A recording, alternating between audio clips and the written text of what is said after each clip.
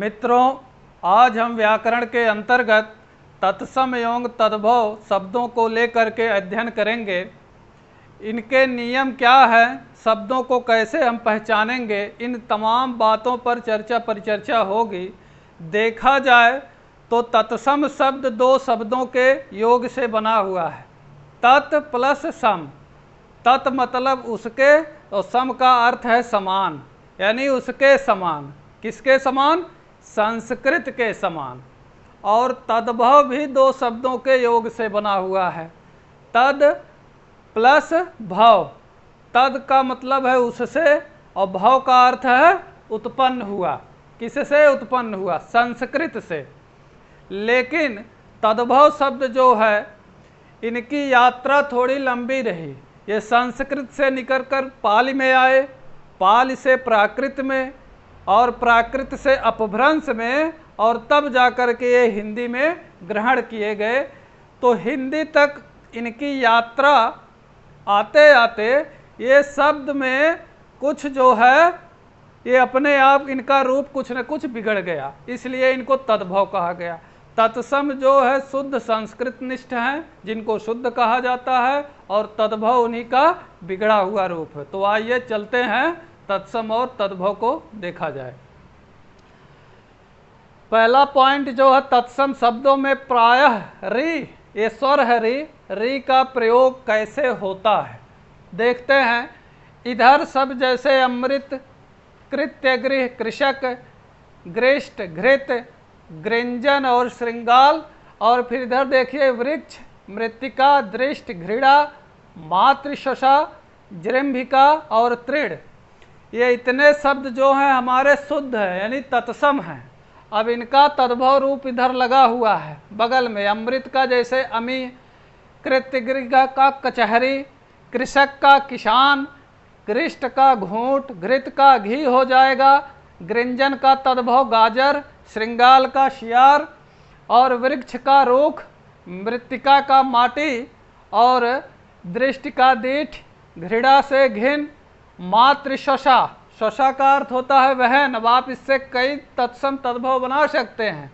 इसी में भातृशशा कर सकते हैं, पितृशशा कर देंगे तो बुआ, और मातृशशा तो उसका तद्भव मौसी, जृंभिका जम्भाई, जिसको हम लोग मुहबाई भी कहते हैं। तृण जो है इसका तद्भव क्या हो जाएगा? तिनका। ये री अगर लगा है तो हमको विचार करना है कि ये तत्सम हो सकता है। एक बार तो हमको विचार करना ही है, ये प्रायः आपको मिल जाएंगे।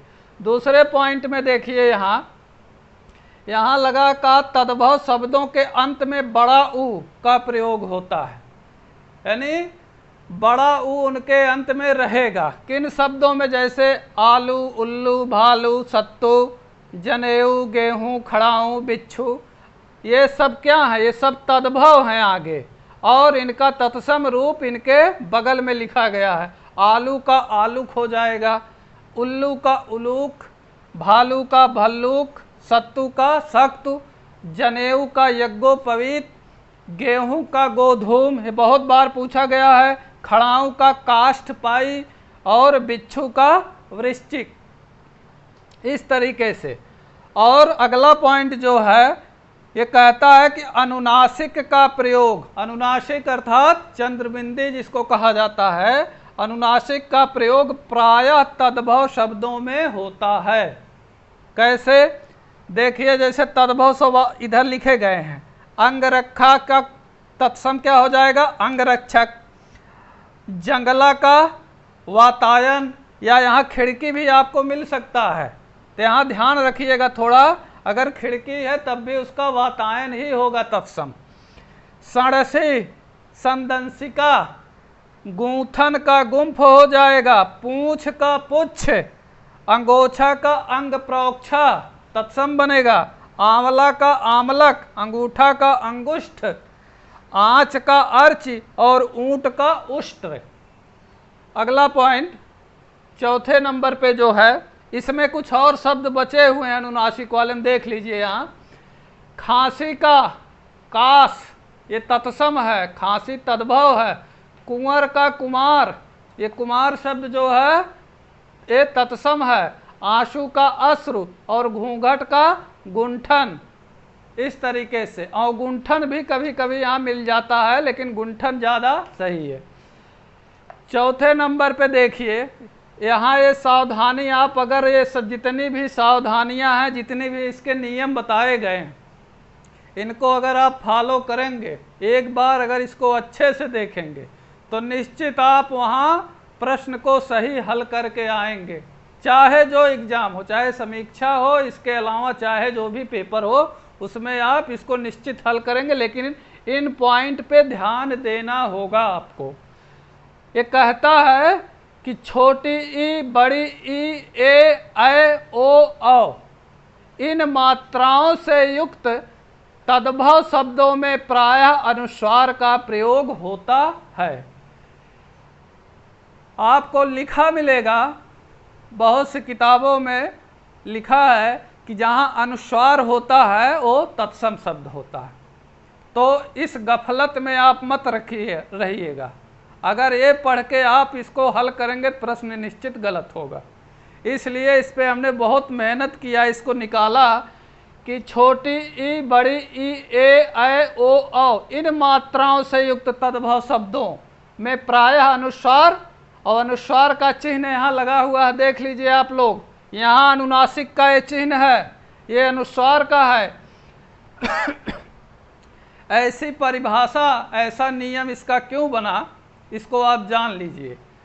यहाँ जो है छोटी ई में अनुनासिक लगाना थोड़ा अच्छा नहीं है, वहाँ जो है सुविधाजनक नहीं है। इन मात्राओं में अगर हम अनुनासिक यानी चंद्र बिंदी लगाते हैं तो ये सुविधाजनक नहीं होगा। तो इसलिए यहाँ जो है अनुस्वार का प्रयोग किया गया, और अनुस्वार का प्रयोग होते हुए भी वो तद्भव हैं शब्द। जैसे सिंघाड़ा, हमारा क्या है सिंघाड़ा, तद्भव है, इसका तत्सम रूप क्या होगा, श्रृंगाटक। श्रृंगार का श्रृंगार, चोंच का चंच, कैंची का करतरी, सींचना का सेचन, सौंफ का समर्पय, लौंग का लवंग और पिंजरा का पंजर। इस तरीके से इन शब्दों पे ध्यान देना है।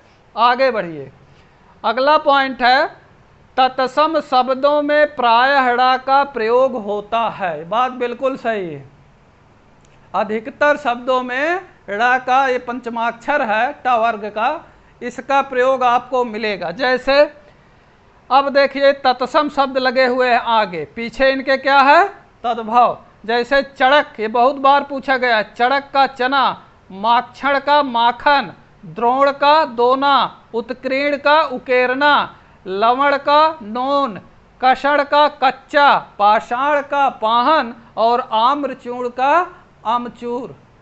इस तरीके से। अगला पॉइंट देखिए, छ का प्रयोग प्रायः तत्सम शब्दों में होता है। एक बात आप देख लीजिए, यहाँ जितने भी हमारे संयुक्त व्यंजन हैं, छ, त्रंग, ज्ञ, ये चारों, इन पे आपको ध्यान देना है। जब आए तब आपको वहाँ विचार करना है कि ये तत्सम हो सकता है। और देखिए इसमें ये जो नियम बताया गया यहाँ कि छ का प्रयोग प्रायः तत्सम शब्दों में होता है, इसको ध्यान से आप देखिए। तो छ का ये तत्सम इधर लिखे गए हैं, इधर क्या है, तद्भव शब्द हैं। तो जो तद्भव है, खा का स्थान क्या ले लेता है, छ। ये भी व्यंजन है और ये भी, लेकिन ये क्या है, ये संयुक्त व्यंजन है। आधा का और मूर्धन्य श के योग से बना हुआ है छ। और छतरी वाला छ, छतरी वाला छ का स्थान भी ये छतरी वाला छ लेता है। क्यों लेता है, अगर इसको ध्यान से देखिए तो खा का उच्चारण स्थान और छ का उच्चारण स्थान लगभग एक है, इस वजह से इसका स्थान लेता है। अब देखिए इसमें ये सब तत्सम लगे हुए हैं। जैसे क्षेत्र का खेत, छुर का खुर, क्षीर का खीर, रूक्ष का रूखा, छेप का खेप, अक्षर का अक्षर, नक्षत्र का नखत, छुरिका का छुरी, छत्री का खत्री। ये सब पूछे गए हैं परीक्षाओं में, विगत परीक्षाओं में। तो इसलिए इन पे ध्यान रखना है, और इन सावधानियों को अगर आप समझ जाएंगे तो निश्चित ये आपका प्रश्न जो है गलत नहीं होगा, इसको आप सही करके ही आएंगे। आगे इसमें देखिए ये सब तत्सम हैं। क्षुरप्र का खुरपा, अक्षोट का अखरोट, अक्षवाट का अखाड़ा, क्षार का खार, कुक्ष का कोख, क्षुद्र का खुदरा, छेपड़ का खपाना, छीण का छीन और भक्षण का भखना। इन शब्दों को आप एक बार ध्यान से देखिए और बीच बीच में स्क्रीनशॉट भी लेते रहिएगा, हो सके तो नोट भी इसका बनाइएगा। 7वां पॉइंट क्या कह रहा है, ये भी संयुक्त व्यंजन है। ज्ञा, जा हल प्लस इया से बना हुआ है। तो देखिए इसमें क्या कर रहा है, ज्ञा का प्रयोग अधिकांश तत्सम शब्दों में होता है, अधिकांशतः, ज़्यादा से ज़्यादा इसका यानी बहुत कम प्रयोग आपको मिलेगा। बहुत आप खोजे ढूंढे तो मिल जाए शायद तद्भव में इसका, नहीं तो आपको तत्सम में निश्चित मिलेगा। जैसे अज्ञान अजान, ज्ञात गृह नैहर, ये तत्सम है आगे वाले। अज्ञान का अजान, ज्ञात गृह का तद्भव क्या होगा, नैहर। ज्ञानी का तद्भव ज्ञानी, सज्ञान का सयाना और राज्ञी का तद्भव क्या होगा, रानी। 8वां पॉइंट है तालव्य श और मूर्धन्य श के बारे में। ये कहता है कि इनका प्रयोग प्रायः तत्सम शब्दों में होता है, लेकिन कहीं कहीं आपको मिल जाएगा, शायद तद्भव में भी मिलेगा, लेकिन ज़्यादातर अगर आप ये ध्यान में रखे हैं तो आपका काम बन जाएगा। दंत सा का प्रयोग जो है ज़्यादातर तद्भव शब्दों में होता है, लेकिन तालव्य श और मूर्धन्य श का प्रयोग अधिकतर किसमें होगा, तत्सम में। जैसे ये सब लगे हुए हैं, आगे तत्सम हैं। सलाका का सलाई, दाढ़ी का दंष्टिका, कुम्हड़ा का कुष्मांड, सरसों का सरसप, लाठी का यष्टि, पास का पार्श्व, केहरी का केसरी, बैल का वृषभ और ईंट का इष्टिका। इस तरीके से और आगे बढ़ते हैं तो देखते हैं 9वें पॉइंट में तत्सम शब्दों में रा में हलंत लगा हुआ है। रेफ जिसको कहते हैं शुद्ध और साहित्यिक भाषा, व्याकरणिक भाषा में, और देशज में देखा जाए तो हम लोग उसको उड़ंतुआ रा भी कहते हैं। तो उस रा के रूप में प्रायः मिलता। अगर ये रा लगा हुआ है ऊपर तो आप 99% मान के चलिए कि वो तत्सम होगा। इस पे आपको विशेष ध्यान भी देना है। जैसे आगे कौन से शब्द हैं, अबे ये सब अब आगे तद्भव लगे हुए, यहाँ ध्यान देना है तद्भव तत्सम में। पलंग का पर्यंक, देखिए रा इस पे लगा है। खजूर का खरजूर, रा ऊपर मिलेगा आपको सब में। अनाड़ी का अनार्य, बटुआ का वर्तुल, कपूर का कर्पूर, केवट का कैवर्त, बढ़ई का वर्धक, गधा का गर्धब, आरसी का आदर्श, बत्ती का वर्तिका, बटेर का वर्तक और उबटन का क्या होगा, तत्सम। उद्वर्तन, दा में वाह है।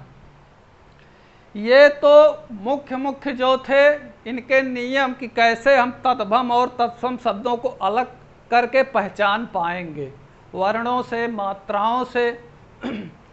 अगर ये हम इतना कर ले गए तो हमारा बहुत काम बन जाएगा। जहां हम फंसते थे कम से कम वहां जो है 4 ऑप्शन रहेगा तो हम वहां पहचान पाएंगे कि हमारा वहां ज़्यादातर चांस किसका सही होने का। रटने से बेहतर है आप इसको एक बार समझ लीजिए। एक बार अगर इस समझ में आ गया बात सब तो आप निश्चित जो है प्रश्न सही करके आएंगे।